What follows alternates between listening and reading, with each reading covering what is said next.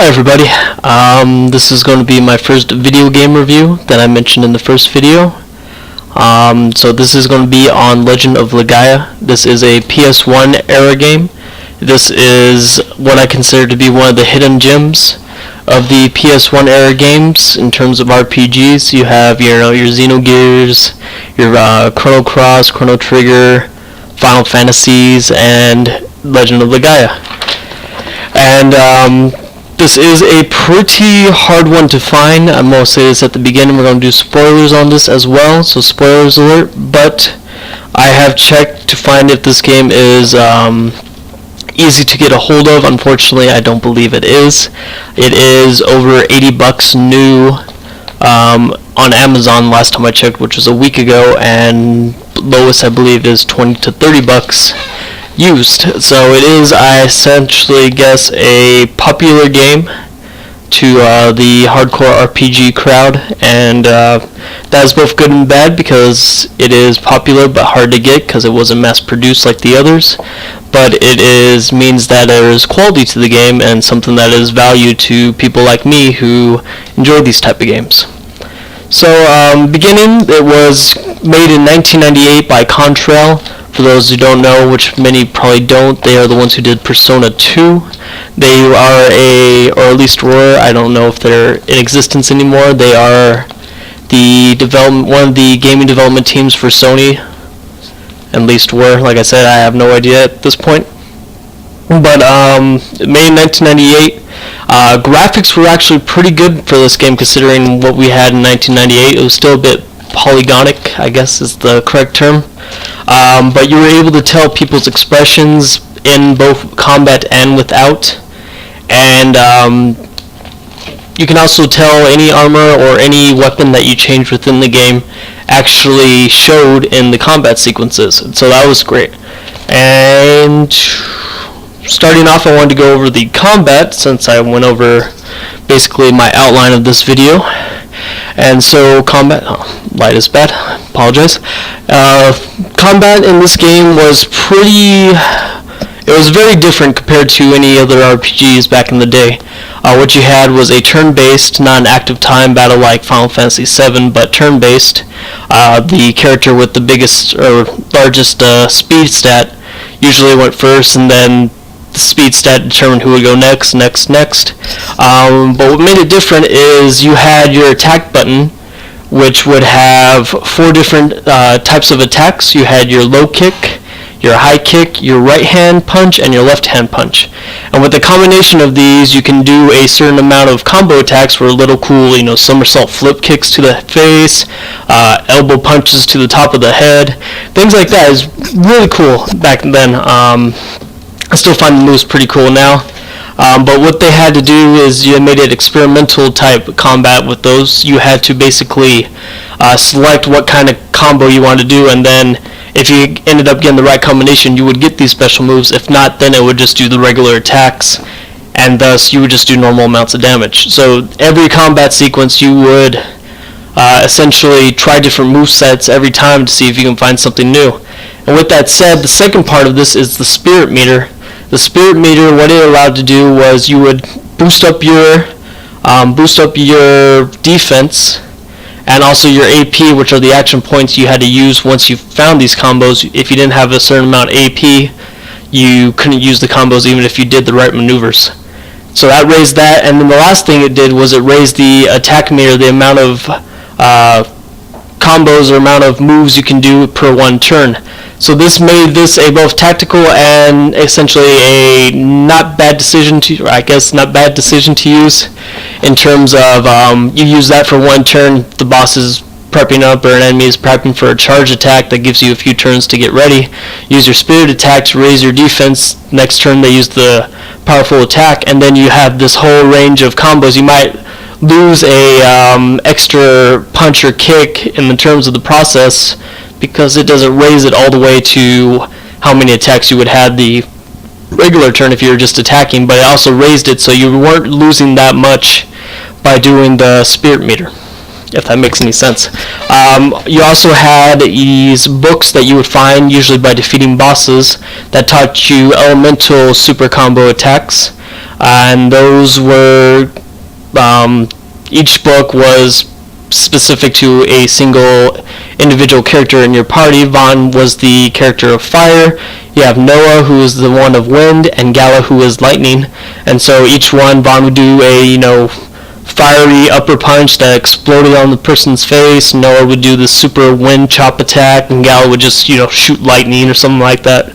And it was a very cool sequence back in the time. I still enjoy it today when I played it I'd say maybe a year ago at the most. And so that's a very enjoyable aspect of the game compared to other RPGs of the time. And even today, I haven't seen any RPG that has really taken the experimental turn-based combat that they did back in the day. And that's a shame, because that was a really fun aspect of the game in terms of combat. One other last part of the combat is that you have these things called Surus, which are the second tier of monsters in the game, mainly all elementals, that you would capture kind of like Pokemon by defeating them, and then you would summon them to do whatever elemental attack they did. And so that cost MP, which is basically your magic points like in any other RPG. That's very generic.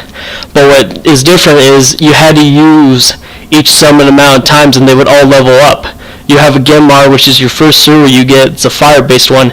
You keep using him, eventually he'll get to level 9, which is the max, and he would not only cause a significantly more amount of damage in terms of fire, which is his element, he would also cause like minus 20% to strength of the character that you summon him against. So that enemy that you use, automatically 20% of their strength is sapped, and thus they do less damage. And so that also made you want to level them up, not only in terms of damage, but because there was a statistical advantage to using them as well by lowering the enemy stats.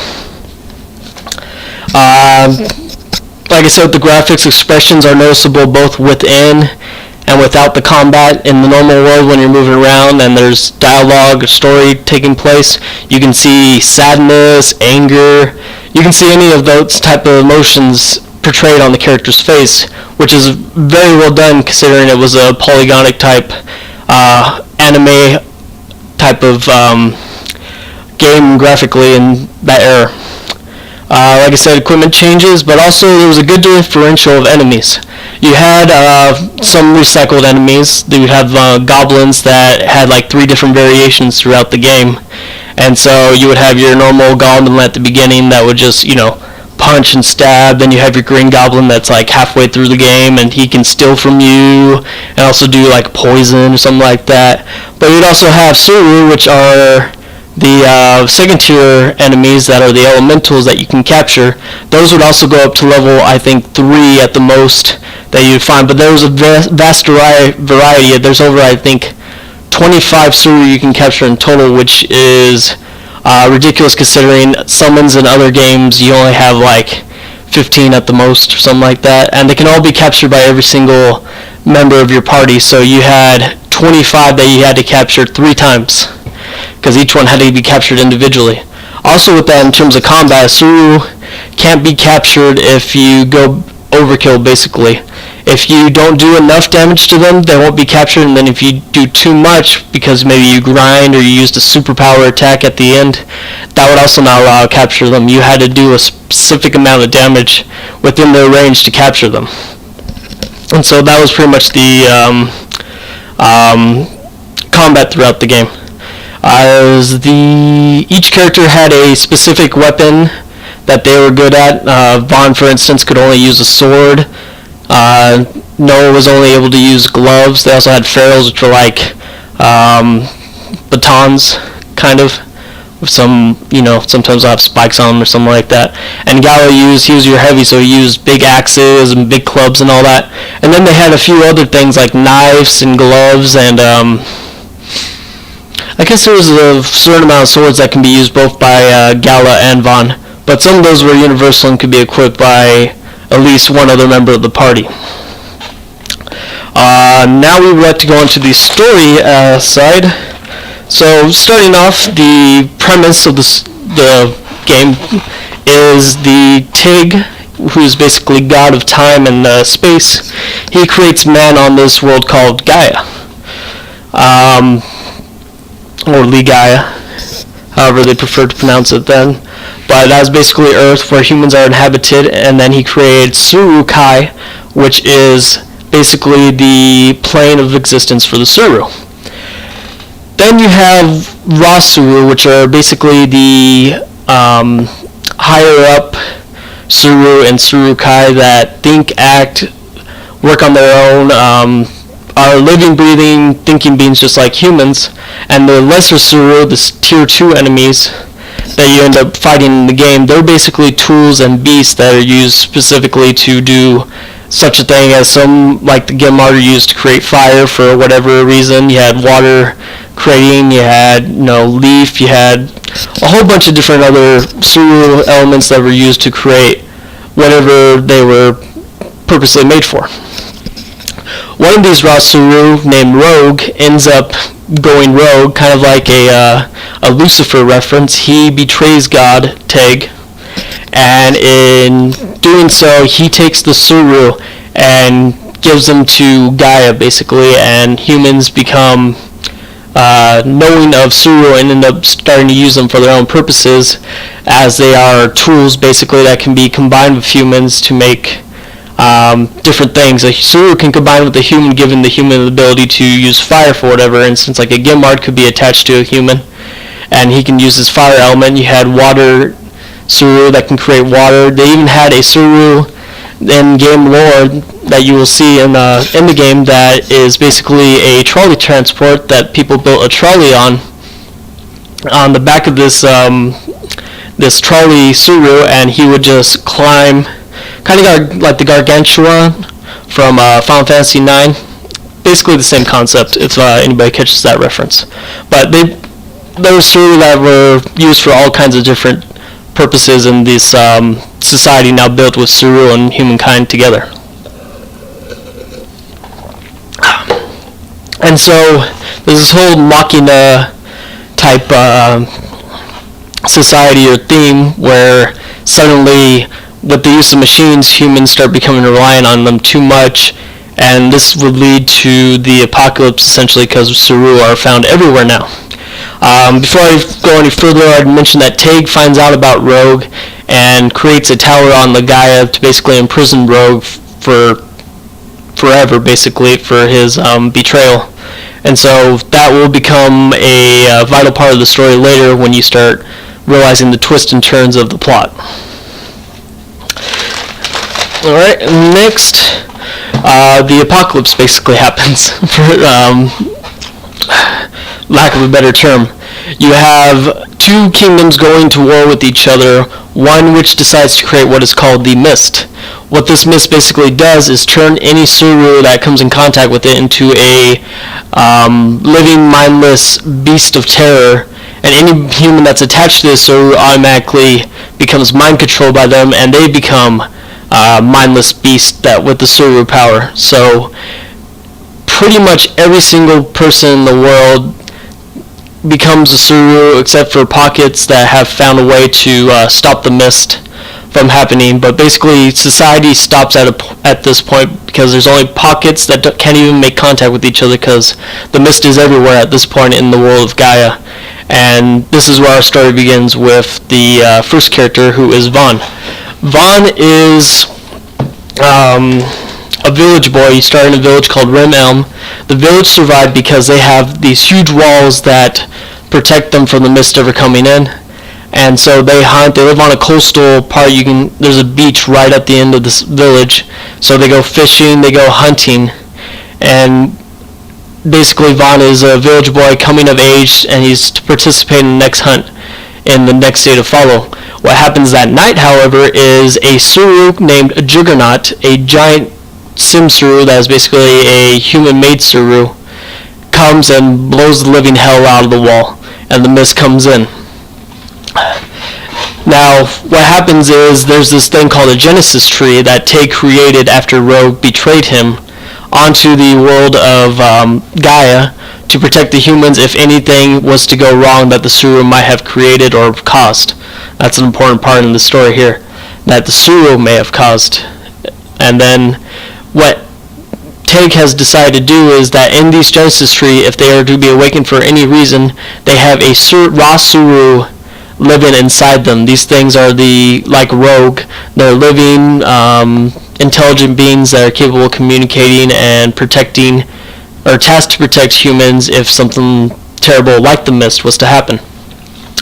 Vaughn, with the help of the villagers, ends up awakening this Genesis tree through their hopes and basically all their feel-good stuff. They pray, they hope that something might happen to drive the mist away in this desperate situation, thus causing the Genesis tree to awaken, because, like Teg set the rosters to do, to protect the human in case of anything happening. Oh, sorry. This chair is really uncomfortable. Need to get a new one. Back to what I was saying. Genesis tree wakes up. The Rasur Meta, which is in charge of the element of fire, attaches itself to Vaughn and tells Vaughn that he needs to basically be the one that comes and helps the rest of the Genesis trees to rid the world of the mist and this beginning your journey. And so that's Vaughn's basic story in a nutshell. I'll go into further details when they hit a certain point in the story where basically the backstory is filled up, or basically told and fully realized, I guess, is the best way to put it. The second person you have is Noah. She is between the ages of 10 and 12. She represents the innocent, she's the naive character of the party. She was raised by a wolf that was possessed by Terra, which is the Rasuru of wind. And so she was raised by a wolf in a cave her whole life since she can remember anything, basically. And in so doing, she helps Vaughn awaken the second Genesis tree, which allows Terra to form with her and take attached to her to help her out in her journey to help Vaughn restore the rest of the Genesis trees. And that's her start. Then you have Gala, which is a monk of Byron, which is a Buddha-like Shiloh monk warrior type society. And these monks basically, they practice purity, believing that the Suru are not to be used even before the Suru came, or once the Suru came before the mist, that humans should be disciplined and be able to take care of themselves without having to use the Suru. And thus they train in combat, they train in all kinds of different things to help themselves become self-efficient without ever having to use a Suru. Gala is also in his teens and is representative of a more intelligent member of the party than the other two, because he has learned in the Byron Monastery about a lot of the history, a lot about what has happened, and thus is able to explain things in a fuller effect than the other two parties, the other two members. Speaking of which, Vaughn is basically an avatar this entire game. He does not speak at all. He is one of those voiceless characters. The only time he has any type of dialogue is you saying yes or no or answering any type of questions that may come your way. You essentially control Vaughn and what his thoughts and opinions are on any given situation. He's still very much the leader, but you are the one making the choices, basically.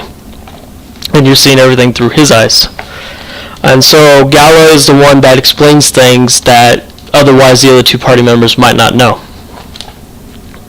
And then you have the first villain that you're introduced to, which is Songi. Songi is also, I forgot to mention, Gala is a orphan saved by the Byron Monastery, and Songi is also one of the orphans that was saved along with him. So they've basically been brothers up to this point, working together, training and all that.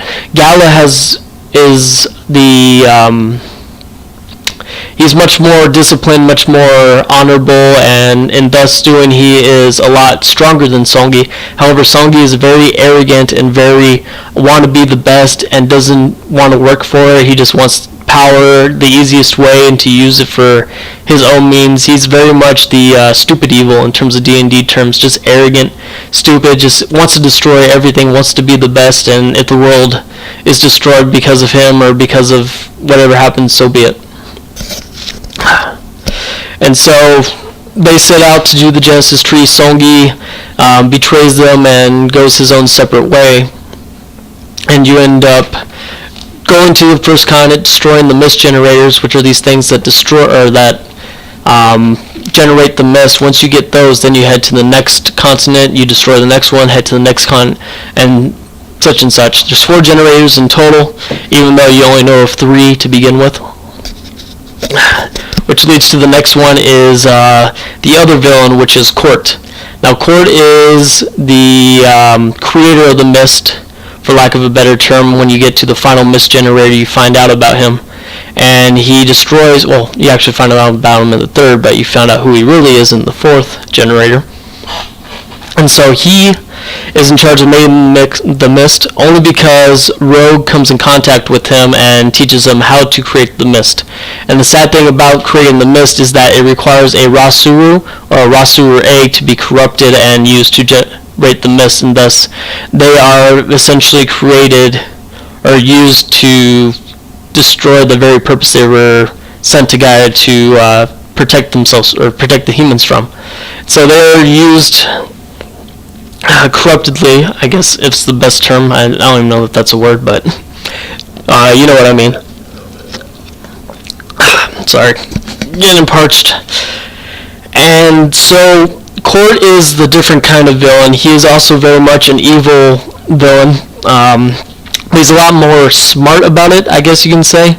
Court isn't wanting to destroy the world. Essentially, he believes that Rasuru, or Suru in general, should be combined into humans to create a new type of being, not just work together and then, just be used as tools. They should both be created to make this super being that is basically better in every way from either a human or a Suru. They have the intelligence, the strength, or the cunning of a human, and the raw physical power of a Suru, along with whatever elemental abilities they have.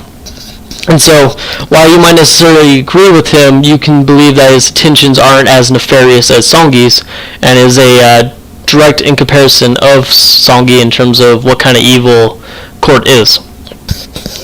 Now, to go into further explanation and analysis of the themes and what this means, Legend of Legaia's main theme basically is the good attributes of a human being versus the bad.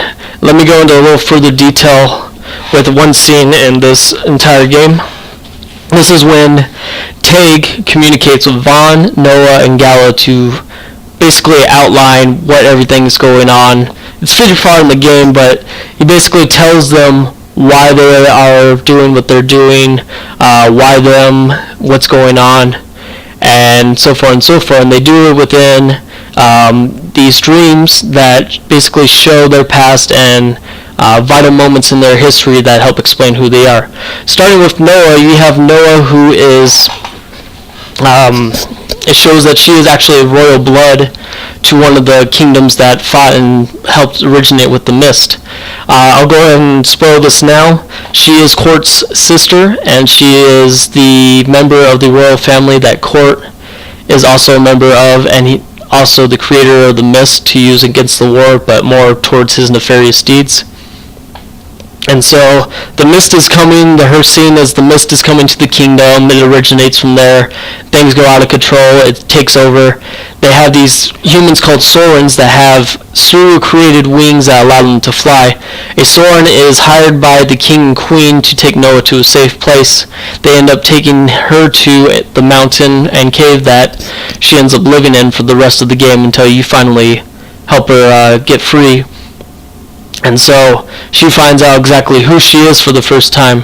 And I forgot to mention this, but she is contacted by her parents mentally in her dreams, the whole story. And her whole personal stake is trying to figure out who she is. And that's why she keeps going forward to help with the Genesis trees, not only to save humanity, but because she hopes to find answers about who and what these people are that are trying to contact her. And so this scene helps her realize who she is, realize she's royal family, and also shows Court as the bad guy, making her realize that he's her brother and he needs to be dealt with. And so Tag tells her that she has to have hope that she'll find her family, and hope is the best means to keep her going. She's represented the embodiment of hope at this point in the story. Because of her innocence and naivety, she believes she can take on everything. She believes as long as she hopes, as long as she continues to hope and go towards what she wants to get, she will find a way to make things happen, and hope will help her find her family.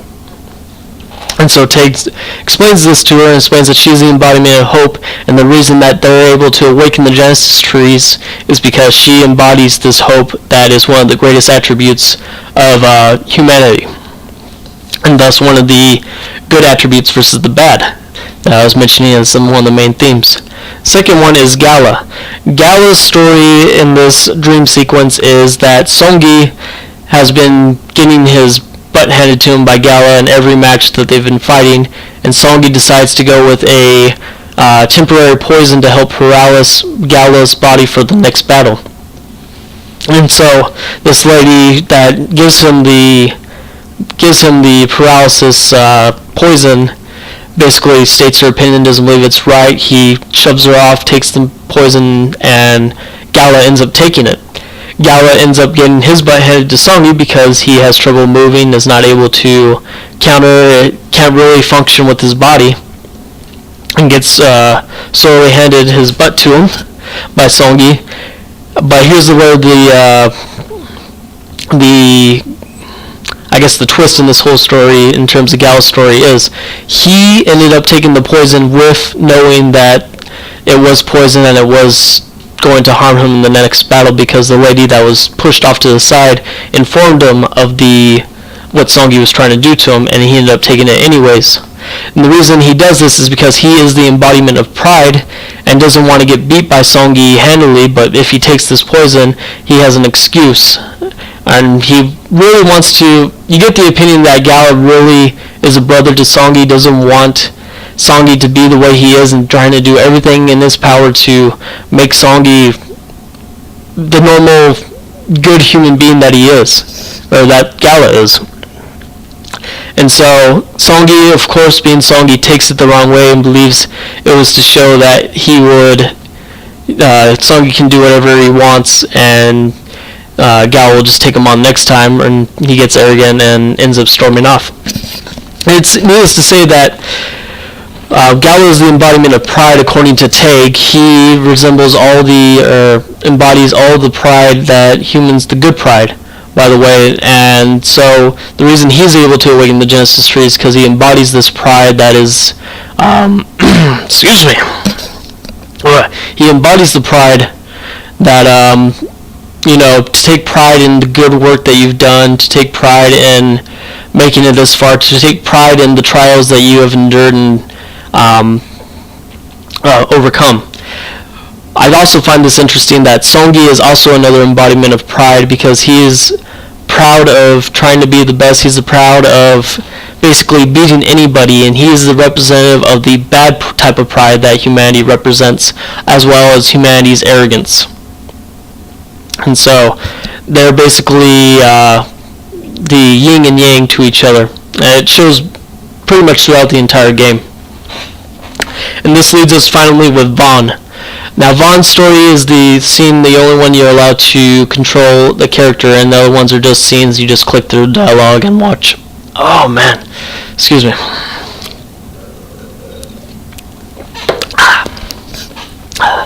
And so Vaughn, in his story, he's probably 5 or 6 years of age. His father in the main game, once the story begins, has a cane, but in this scene he doesn't, so that immediately throws up red flags to anybody that is knowledgeable of the game. And so Vaughn's mother is very sick, and they find out that there's healing water next to the main castle in the first continent that you live in that could probably heal her. However, the mist is still existing in this scenario, and so it is unsafe for anybody to go and get it. And thus, basically, they leave his mother to basically try to fight it off on her own without this healing water. Vaughn decides to sneak out and try to get this water in the mist of all things, and try to save his mom. Val, his father, tries to go and save him, and in so doing, injures himself and gets attacked by Suru, thus causing his leg to be permanently damaged, and thus explaining why the cane is needed to help him move around in the future. And you find out this whole time that Vaughn has always wanted to help people, but he doesn't know if he should, and he's very conflicted and doesn't have the courage to go and continue to do the helpful things that he wanted to do. And Tig reassures him that courage is needed in humanity. Some people might get hurt along the way by freak accidents, but once you have the strength, it is okay to be courageous and okay to fight for what you want, to protect others, to save others. And so that is Vaughn's, basically when he becomes, his character is basically fulfilled, and you figure out, okay, Vaughn's supposed to be a good guy. The main reason he's been traveling along this whole time is because he wants to help people. He's just that altruistic individual. And needless to say, the whole part before this scene, you're wondering why Vaughn what's his personal stake. You have Noah who's trying to find her family, Gala who's trying to find Songi, and then you have Vaughn that's just like along for the ride. And so you find out that really he is just along for the ride. I felt they could probably done a little more with his story in that aspect, but they fill it out to what they were given. And so he's the embodiment of courage, and at that point it's like, okay, he's the courageous individual. He needs to stay courageous. He needs to lead the way, to be the leader that he has been on this team so far, and to not lose faith. And so that is pretty much the main synopsis of the characters. They're each supposed to be embodiments of certain characteristics that represent the good of humanity. You have Songi, who is the bad type of pride that can befall humanity as well as its arrogance. And then you have Court later on, that you find out he is the type of ambition and self-centered, egomaniacal type that believes that because he believes that he has the right to choose where humanity's next step in evolution goes, even though no one else gets a say. He's the power-hungry type as well, and that's basically his theme of the bad virtues, or the sins, I guess, of humanity that would befall humanity, the bad side of humanity, the bad characteristics. And so that is the main theme between the two, and that's the only real theme I can see within the story. It's a little lackluster in comparison to other RPGs at the time, but it makes up with it plays its cliches very well, and it also, combat is amazing. One thing I forgot to mention is the boss fights in Legend of Legaia are incredibly hard. You will get the floor wiped with you more than once, and each time you have to figure out a strategy, or you'll probably lose a boss battle the first time every time until you can get up to a certain strategy, or unless you grind a lot. And that's to say, grinding in this game is very hard. The experience required to get to the next level grows exponentially after each level. I believe that after each, I got to the final level around level 35, let's just say that. So leveling, grinding is very hard in that game. It is possible. It will just take a very long time in comparison to other RPGs. Let's see if anything else on the notes. No, not really. Okay, so this this video went a lot better than the last one. I still was rambling. Excuse me, a little too long, a little for no reason, having trouble finding my words as always. But in a nutshell, this is Legend of Legaia, one of the greats. I would love to talk more about it if anybody has any comments or any suggestions or anything of the sort that they would like to say about this video. I believe that this one is worth getting, but like I said at the beginning, it is $80 new and 20 to 30 used, and very hard to find, it seems like. But if you can find it a game on the cheap, or if you can find it on the cheap, I highly recommend it. This is a great RPG, a hidden gem in the PS1 era. Not a lot of people, I think, had the time to find it or play it, but it is worth a look if you enjoyed the PS1 era, and especially in the RPGs. I also did look into the PS1. It is not on that, if anybody's wondering. So the PS1 shop does not have it on currently. I checked maybe a week or two ago. Feel free to check again, but I didn't find it. So I believe that is Legend of Legaia in a nutshell. I hope you enjoyed the video. If you have any more questions about it, or I missed something that you wanted to ask, feel free to comment below. I'll answer anything to the best of my ability. And with that, as always, have a great day.